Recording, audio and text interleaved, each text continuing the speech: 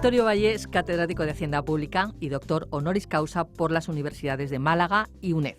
Ha sido decano y también uno de los impulsores de la Facultad de Ciencias Económicas y Empresariales de esta universidad en sus comienzos. Ha sido también director general de la Fundación de las Cajas de Ahorro, puesto desde el que ha dirigido la prestigiosa revista Papeles de Economía Española.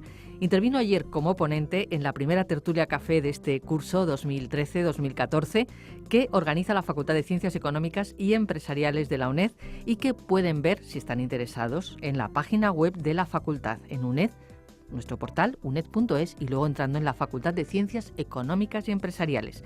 El tema de análisis y debate fue la coyuntura económica y las posibles salidas de la crisis en España. Hoy hablamos con Vittorio Valle sobre esto.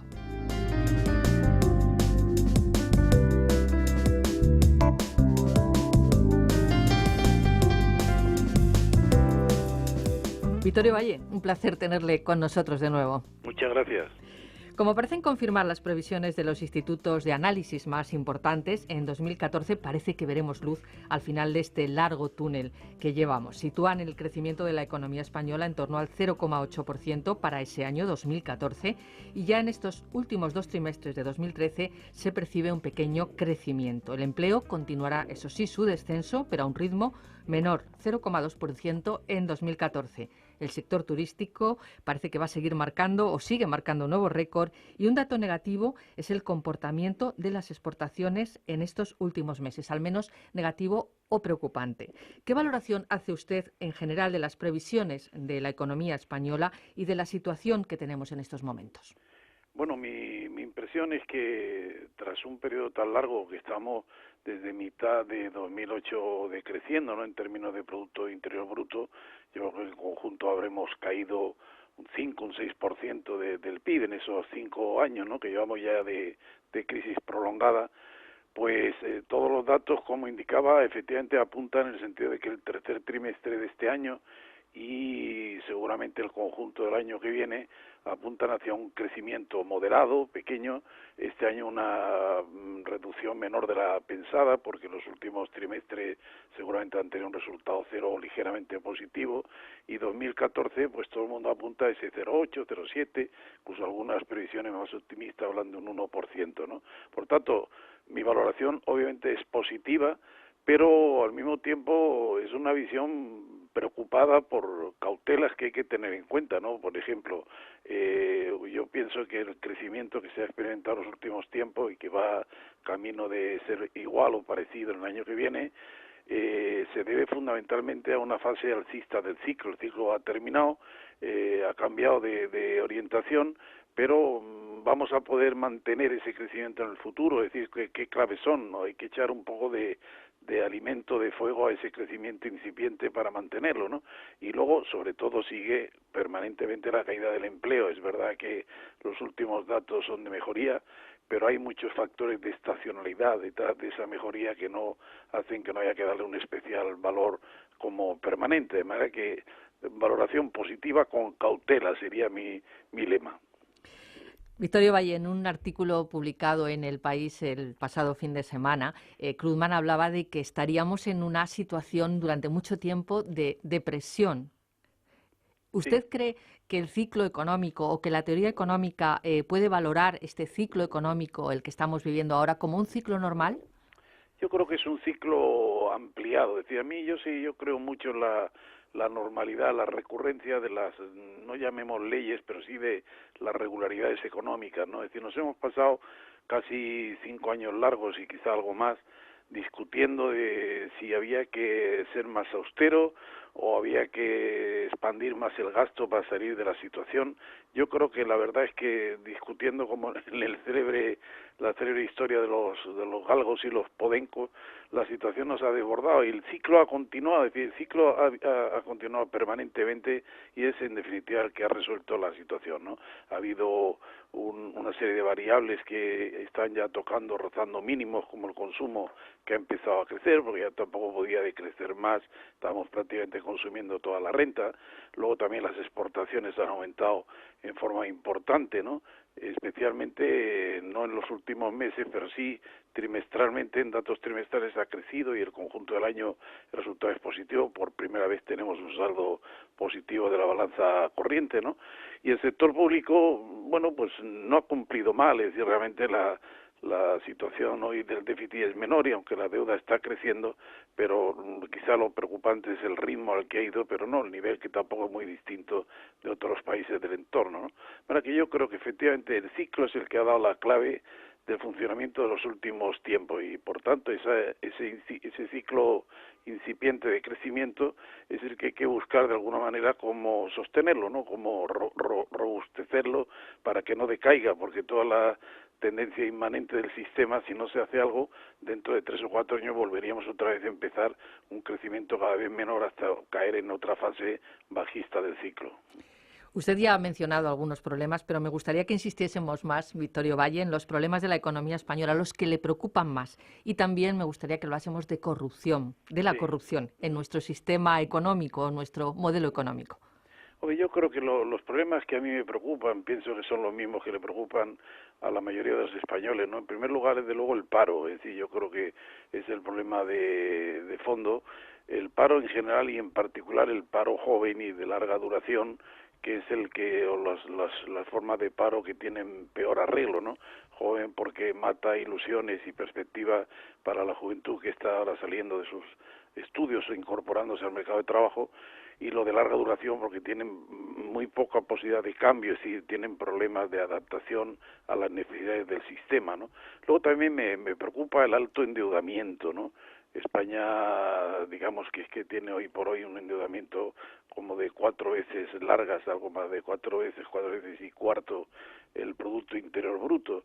Es un endeudamiento que en el sector privado ha ido reduciéndose en los últimos meses, pero sigue siendo muy alto, ¿no? Y eso, claro, actúa, se quiera o no, como un lastre para el crecimiento futuro del consumo, de la inversión, porque la gente está endeudada y no se atreve a lanzarse en ese sentido, ¿no? Y luego me preocupa también los síntomas de que movimiento, antes lo comentábamos un poco, movimientos que uno tenía ya como asentado, y de bueno, la exportación, pues parece que finalmente ese es el camino y que nos está funcionando bien y que estamos recuperando ahí mercados, que estamos creciendo. Yo creo que hay mucho componente circunstancial, ¿no? Ha habido una temporada en que nuestra economía iba muy mal, nivel muy bajo o incluso negativo de evolución del PIB. En Europa iban algo mejor y esas situaciones diferenciales de coyuntura hacen que la economía de la exportación aumente y al mismo tiempo las importaciones disminuyan. Compramos menos al exterior y vendemos más porque aquí sobran y estamos dispuestos a vender productos a bajo precio, ¿no? Eso puede cambiar. Los países emergentes lo están pasando mal. Europa está creciendo pero menos de lo que se esperaba. Ha habido un problema también de tipo de cambio, quizá el euro está sobrevalorado respecto al dólar. Sí, hay una serie de factores que pueden dar un poco al traste con ese crecimiento. De hecho, los 2 últimos meses son datos bastante recientes de los que hay información a nivel de mercancía, no de mercancía y servicios, sino mercancía. La exportación ha decrecido y por primera vez las importaciones han crecido más que las exportaciones, ¿no? Con lo cual esa aportación neta del comercio exterior al crecimiento económico pues no es prácticamente nulo, ¿no? La corrupción sí, como no, me preocupa como todo, ¿no? Sobre todo porque afecta a la confianza, es muy negativa para el capital social, es decir, la gente no sabe muy bien a qué quedarse, sobre todo en un momento en que se les van a pedir y se les están pidiendo sacrificios muy intensos, sanitarios, educativos, etcétera, en el terreno de servicios públicos, y al mismo tiempo uno se da cuenta de que esos fondos que paga con esfuerzo a través de la imposición, pues no se sabe muy bien qué pasa con ello, o desgraciadamente se sabe bastante bien, ¿no?, lo que pasa con ello. Y hay otros temas quizá menores, pero que no dejan de ser importantes, como es el crédito escaso que existe en el sistema, aunque este es un tema, yo pienso que es un tema de primera derivada respecto a la situación económica. El crédito es escaso porque las empresas están mal, no hay demanda, es decir, a pesar de que se culpe muchas veces las entidades financieras, no dan crédito, que tienen mucha deuda pública, que en parte es verdad, ¿no? Pero también es que no hay demanda de crédito solvente y las entidades lo que no van a hacer con la alta morosidad que tienen hoy los créditos es meterse en operaciones que no vean muy claras, porque eso al final fue lo que introdujo la crisis que hemos vivido tan largamente estos 5 años, meterse a hacer operaciones sin una garantía real muy clara, ¿no? O sea que problemas efectivamente hay, pero pienso que son bastante superables en el futuro. En cualquier caso, insistiendo sobre la escasez de crédito, sobre todo en la pequeña y mediana empresa, ¿de alguna forma se podría paliar con algún tipo de medida de apoyo? Yo creo poco en ese tipo de medidas, igual que creo poco en las medidas activas para combatir el paro, ¿no? Son, yo creo, en cierto modo resultante de la situación económica. Ya estamos hartos de ver, no sé, operaciones que lanza o programas que lanza, por ejemplo, el ICO de créditos para pyme que luego quedan medianamente desiertas, porque el problema no es que no haya dinero, que lo hay en el sistema, ¿no?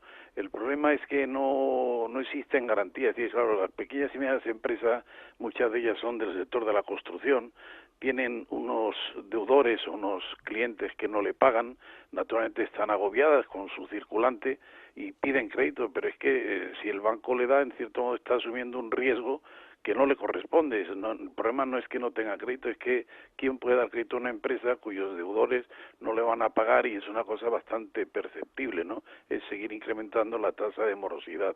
Yo creo que realmente se pueden hacer ensayos, siempre será mejor eso que nada, pero yo verdaderamente confío poco. Creo que más bien es el crecimiento económico, cuando se logre positivo, el que hará que las empresas empiecen a ver los tipos de interés relativamente bajos, que van a ir como resultado de la reducción última del Banco Central Europeo, y si hay proyectos solventes y proyectos rentables, pues naturalmente no habrá entidad financiera que se resista. Yo, desde la óptica ahora, no le digo como profesor de economía, sino como miembro del Consejo de una entidad de crédito española solvente, la verdad es que no está por llegar el caso de un proyecto claro, con rentabilidad, con posibilidad de futuro, en la escasa margen de claridad que tiene el futuro de la economía española, a la que se le haya denegado un crédito. Realmente, si hay situaciones de este tipo, normalmente los bancos, es su negocio, están dispuestos a dar dinero. Lo que pasa es que, claro,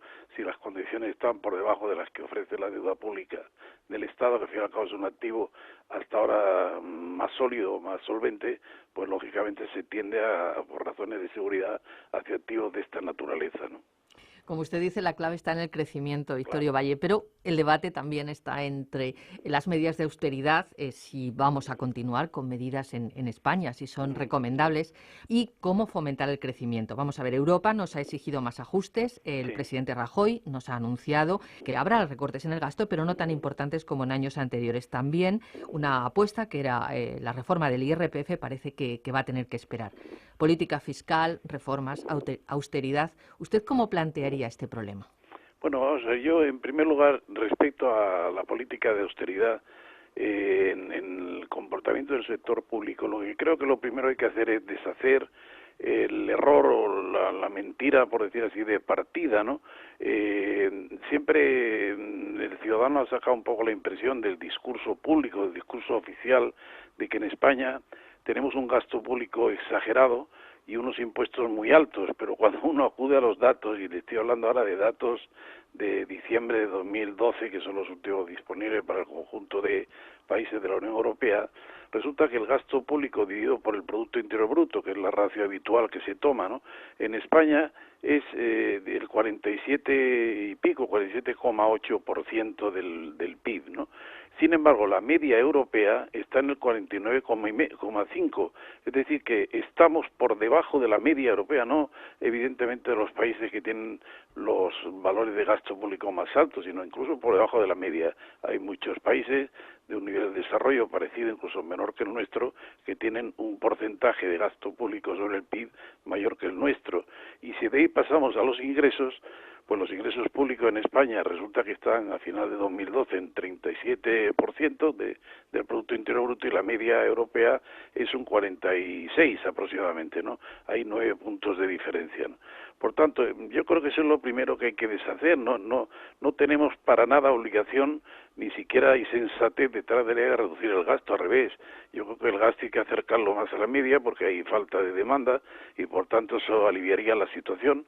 Quizá el problema donde está es en los ingresos, es que tenemos 10 puntos de diferencia, sí que es verdad, con una estructura de tipos impositivos en algunos impuestos, como el IRPF, demasiado altos, ¿no? Entonces quiere decir que hay un fraude, hay unos beneficios o exenciones fiscales exageradas, pero fíjense que el fraude, por ejemplo, se valora en España en términos de un 4 o 6% del Producto Interior Bruto, ¿no? Casi lo que es, no sin casi, es lo que prácticamente supone el déficit público. Es decir, yo ese creo que sería el primer objetivo que hay que plantearse, elevar los ingresos públicos efectivos, no los tipos nominales, no cambiar más y aumentar más los tipos, sino ponerse a luchar de verdad contra el fraude con objeto de recaudar más, pudiéndolo dedicar a otras funciones. Y en todo caso, la reducción del gasto ineficiente me parece lógico, pero lo que no es ineficiente no hay por qué tocarlo, ¿no? Por tanto, yo creo que ahí hay un primer punto a tener en cuenta. Y el segundo problema del debate actual, o por lo menos tal como yo lo veo, es que el objetivo ahora es crecer. Yo creo que ya el tema de la austeridad y todo esto ha pasado a mejor vida, ¿no? Me parece que ahora lo que hay que hacer es ver cómo consolidar crecimiento, y eso sí, en mi opinión, con la menor reducción posible de empleo, incluso si es posible creando algo de empleo, porque eso es lo que va a responder a esa pregunta que todo el mundo se formula, ¿no? Dice, sí, usted me dice que la situación está mejor y tal, pero a mí no me ha llegado, ¿no? Yo, familia, todavía no lo he percibido. Ellos lo van a percibir cuando empiecen a ver que el paro disminuye, que el empleo aumenta, entonces será cuando ese crecimiento real se transmite a nivel popular el sentimiento de las familias, ¿no? Y ahí es donde está, yo creo, el debate actual, cómo crecer sin dañar el empleo, porque hasta ahora el crecimiento que se ha producido, bueno, ahí lo tenemos, es que se ha reducido el Producto Interior Bruto 6 puntos aproximadamente toda la crisis, pero el empleo se ha reducido en un 14 puntos, ¿no? Así que, por tanto, claro, es que ha caído ahí una caída brutal de empleo, es un ejército industrial de reserva, como diría Marx, que realmente es muy preocupante porque tenemos ahí 6 millones de parados y un tercio de la población española que está en peligro de exclusión. Por tanto, ahí es donde yo creo que hay que incidir fundamentalmente. Usted ha comentado que hay que ayudar al crecimiento económico sin perjudicar al empleo. ¿Cómo se podría hacer esto? Pues es una pregunta de examen final, ¿no? La verdad es que es muy complicada. Yo creo que lo primero que hay que hacer es que el aumento de productividad, que es indispensable, porque si no, no exportaremos. Para exportar tenemos que ser cada vez más competitivos y eso implica aumentar la productividad de nuestro sistema. Hasta ahora ese aumento de productividad ha sido básicamente, como comentaba antes, reduciendo empleo. Entonces, claro, si la producción se reduce menos que el empleo, la productividad aumenta y ha sido muy notorio el aumento producido. Entonces, lo que hay que hacer es sustituir ese método de crecimiento de la productividad. No toquemos el empleo, no reduzcamos el empleo, sino tratemos de incrementar la productividad por otras vías. La más importante es naturalmente la generación de capital humano y capital tecnológico, que además son dos factores o dos elementos en que nuestra sociedad está muy por debajo de la media europea. Fíjense que, por ejemplo, en el caso de capital tecnológico, o sea, lo que es la I+D, no el gasto anual, sino el gasto ya acumulado de muchos años, estamos en torno a un 68-69% de la media de países europeos, ¿no? Entonces ahí países de reciente incorporación nos ganan, ¿no? Y tenemos ahí un problema de competitividad muy importante. Esta sería una manera de incrementar, si mejoramos nuestra tecnología, de incrementar la productividad sin dañar el empleo. No es que vaya a aumentar de forma, por lo menos a corto plazo, de forma llamativa, pero tampoco tiene que reducirse. Capital humano, pues estamos casi en lo mismo. Los últimos informes sobre la calidad de la educación española, por ejemplo, el informe PISA, sitúa comparativamente la calidad de la enseñanza española en un 45, no creo que llegue por ciento de la media de la OCDE. Eso tenemos que mejorarlo, porque claro, mientras más cualificados estén nuestros trabajadores, más productivos serán y podrán conservar su puesto de trabajo sin dañar, digamos, la competitividad de nuestra economía. Yo lo veo por ahí, ¿no? Reduciendo, por una parte, costes de todo tipo, no solo laborales, ¿no? Financieros, fiscales, etcétera, vincular en todo caso retribuciones salariales con la productividad y luego elevar indudablemente ese capital humano y tecnológico para incrementar la productividad. El problema de esta alternativa, que yo le digo que en mi opinión es inevitable de hacer, es que, claro, eso toma tiempo, estos cambios no producen efecto inmediatamente, ¿no? Entonces lleva tiempo, son lentos, la incorporación de nuevas personas al mundo laboral no va a ser tan intensa como uno querría, la reducción del paro no va a ser tan fuerte como uno desearía, y a lo mejor, esta es una opinión ya muy personal, habría que, como dicen en el ejército, dejar ahí de imaginaria pues un plan de inversión pública que pudiera ponerse en marcha para estimular el crecimiento y, por tanto, la creación de empleo a través de fondos públicos obtenidos básicamente con la lucha contra el fraude, que es donde yo veo que hay una fuente importante de financiación potencial que no está hoy por hoy utilizada. Yo lo veo así, por lo menos. Se está publicando, se está hablando en estos días sobre el aumento de la desigualdad en los países desarrollados, fundamentalmente. Tendríamos que entrar también en más detalle en otras economías, pero ahora estamos hablando de países desarrollados como España. Incluso se está hablando de la implantación de un salario mínimo en Alemania. ¿Usted cree que se pueden reducir más los salarios todavía? ¿Usted cree que esa reforma laboral de la que se está hablando ahora, que quedarían algunos flecos, se puede modificar todavía afectando más a la parte del salario? Claro, yo creo que es difícil, no institucionalmente que se puede hacer, y en todo caso sí me parece que tal vez lo que habría que hacer no es una ecuación, digamos, exacta, ¿no? Pero sí ajustar el crecimiento salarial, no tanto el nivel, sino el crecimiento salarial a la variación de la productividad. Pero estos juegos que naturalmente podrían aparecer, bueno, si vamos reduciendo salarios, eso también es un elemento que contribuye a la competitividad, exportaremos más, etcétera. Todo esto tiene siempre unos riesgos que en economía, desgraciadamente, las vías de conexión entre las variables son múltiples, ¿no? Lo que hay que luego ponerle cálculo cuantitativo para ver qué efecto tiene. Entonces, aquí, por ejemplo, una reducción adicional de salario que una reforma del mercado laboral pudiera generar, habría que ver qué efectos tiene sobre el consumo. Si reducimos mucho los salarios, también la demanda privada podría verse afectada. Entonces, lo que podemos ganar, por un lado, con la exportación más competitiva, etcétera, podríamos estarlo perdiendo, por el otro lado, con unos salarios que afectan negativamente al consumo privado de las personas. Es decir, por tanto, yo creo que mucho margen tampoco queda para eso, ¿no? Siempre la desigualdad se ha pensado que a través del gasto público y de los ingresos fiscales progresivos se podrían corregir tal como salen del mercado, ¿no? El problema es que, como saben muy bien, en España, y no solamente en España, el papel redistributivo de la hacienda pública cada vez va siendo menor. Los gastos públicos redistributivos, educación, sanidad, etcétera, cada vez se lenifican más, se le quita más importancia o más peso en el sistema, y los impuestos cada vez tienden a ser más proporcionales. El propio impuesto sobre la renta, hoy más que nunca, es un impuesto que no tiene, para empezar, no grava más que realmente la renta del trabajo de forma progresiva, ¿no? Por tanto, yo creo que eso requeriría, y parece que todo el mundo está de acuerdo, una revisión del sistema fiscal y proponer reformas que vayan en ese sentido de mejorar la tributación.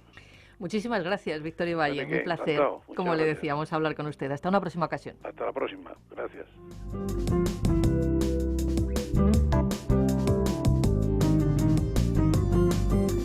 Víctor Ivalle intervino ayer en la primera tertulia café del curso académico Economía Hoy, organizada por la Facultad de Ciencias Económicas y Empresariales.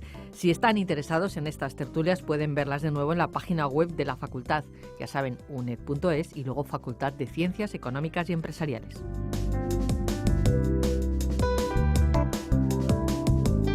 Y la próxima semana hablaremos en este espacio de radio, coordinado por la Facultad de Ciencias Económicas y Empresariales, de derechos humanos y responsabilidad social de las empresas, en el espacio mensual Una mirada hacia la responsabilidad social, que realizamos en colaboración con la Cátedra Telefónica UNED de Responsabilidad Corporativa y Sostenibilidad.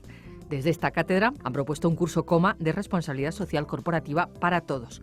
La responsabilidad social corporativa, ruta a la sostenibilidad, que comienza ahora.